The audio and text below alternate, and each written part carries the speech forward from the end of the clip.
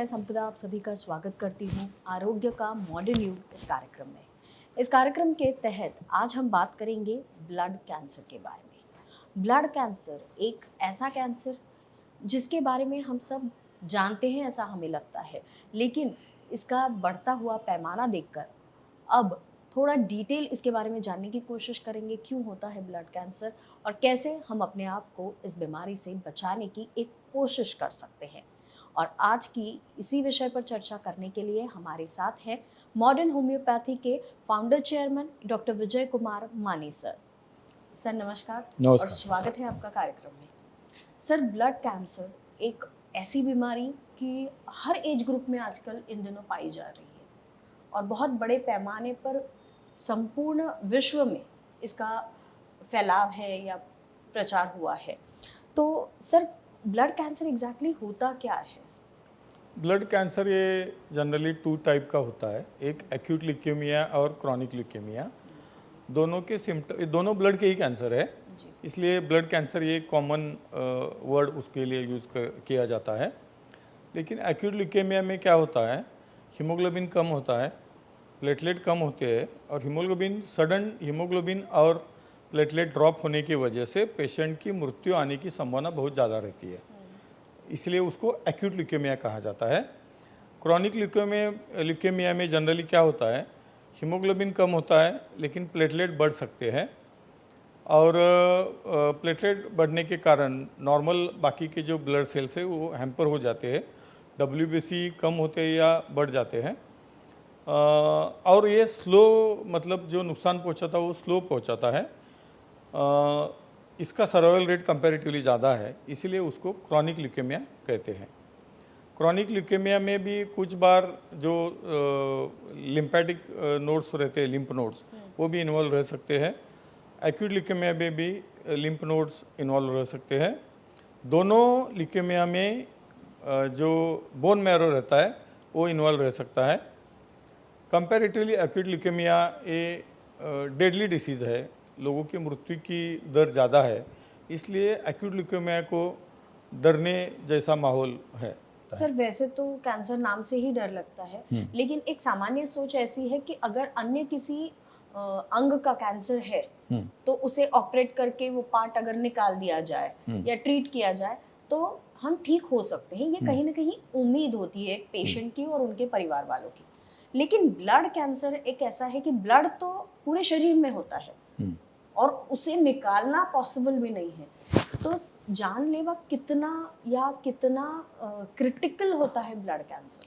Acute leukaemia ये बहुत critical होता है, क्योंकि प्लेटलेट ड्रॉप होने की वजह से या हीमोग्लोबिन ड्रॉप होने की वजह से पेशेंट की मृत्यु तुरंत आ सकती है।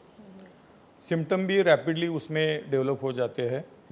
जो ब्लास्ट सेल बोलते हैं, जिनको कैंसर के सेल्स है, वो बड़े पैमाने पे तैयार होते हैं और ब्लास्ट सेल की वजह से बोन मैरो डिस्ट्रक्शन होता है और प्लेटलेट और हीमोग्लोबिन बहुत जल्दी बड़े पैमाने से नीचे आ जाता है।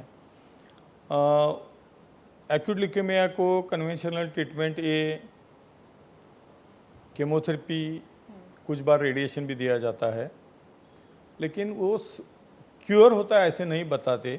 कन्वेंशनल ट्रीटमेंट में उनको सर्वाइवल रेट बताते हैं।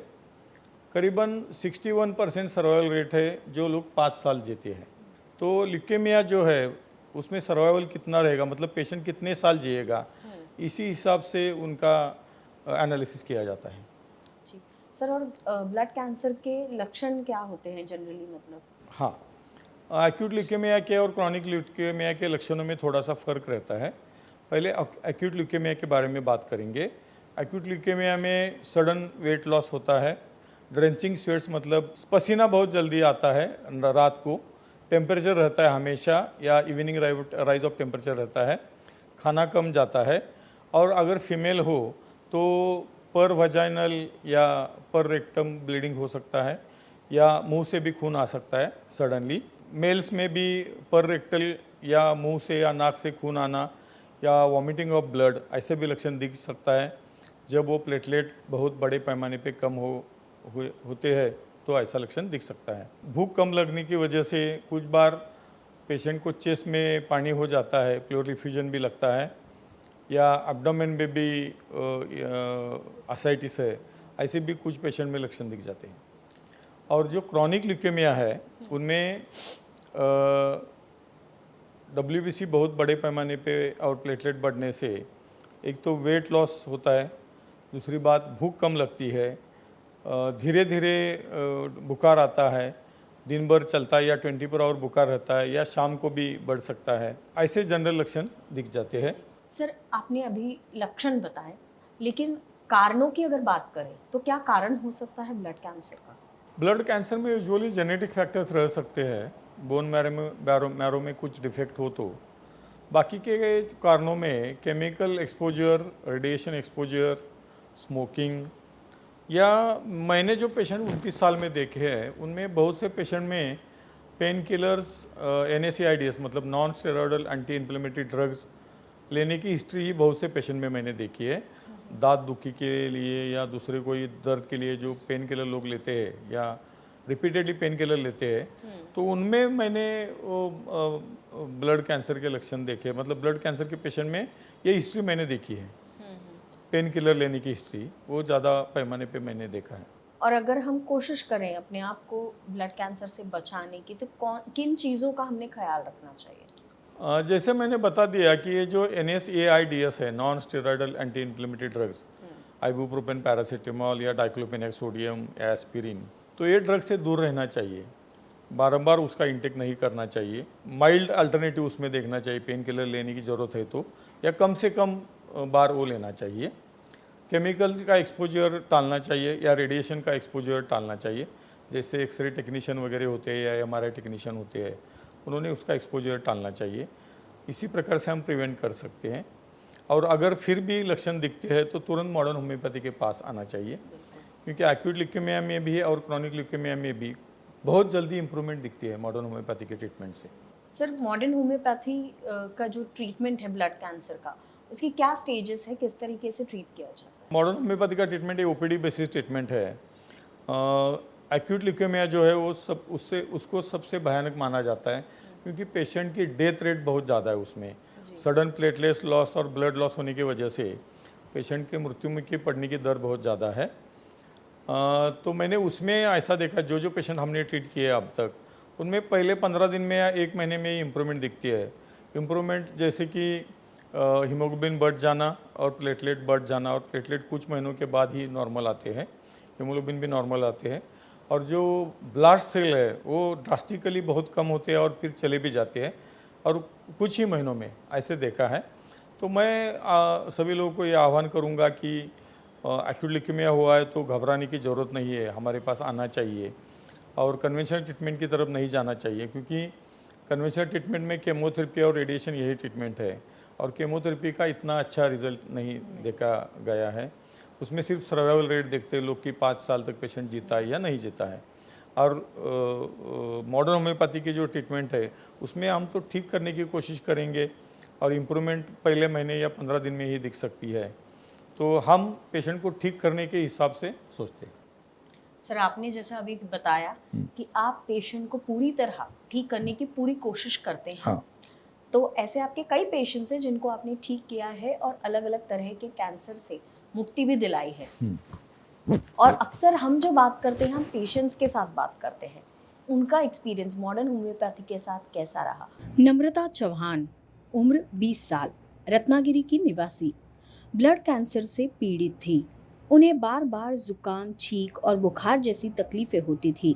स्थानीय डॉक्टर से उपचार लेने के बाद भी कोई सुधार नहीं हुआ। धीरे धीरे उन्हें खड़े होने या बैठने में भी कठिनाई होने लगी।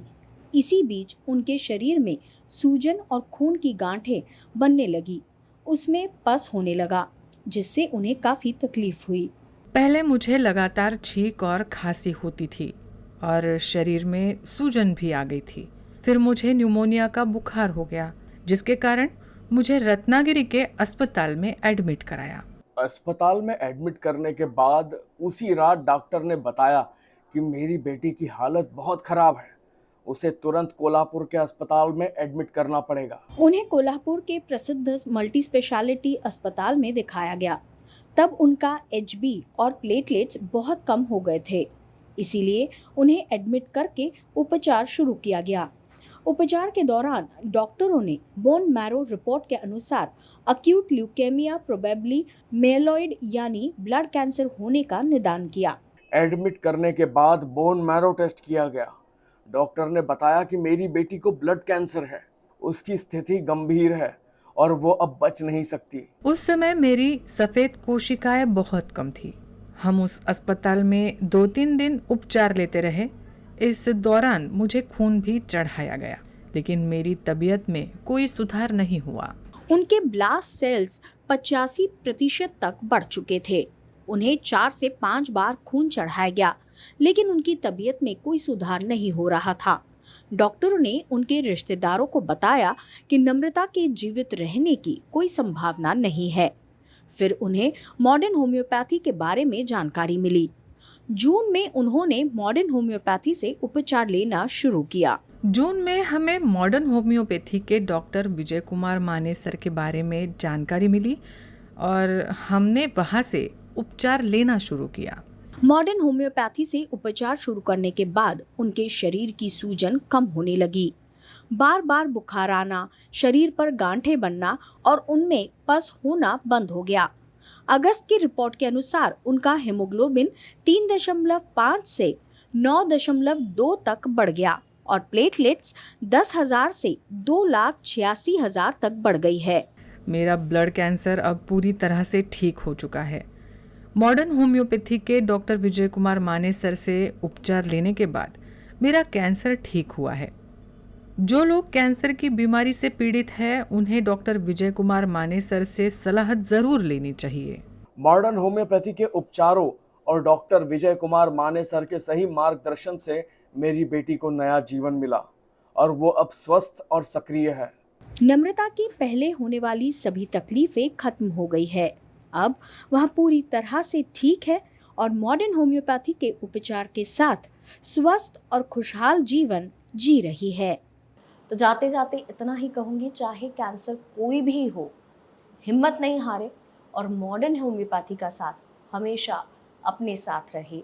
इसकी एक कोशिश करें, एक कदम बढ़ाए इस नए प्रकार की ट्रीटमेंट की ओर।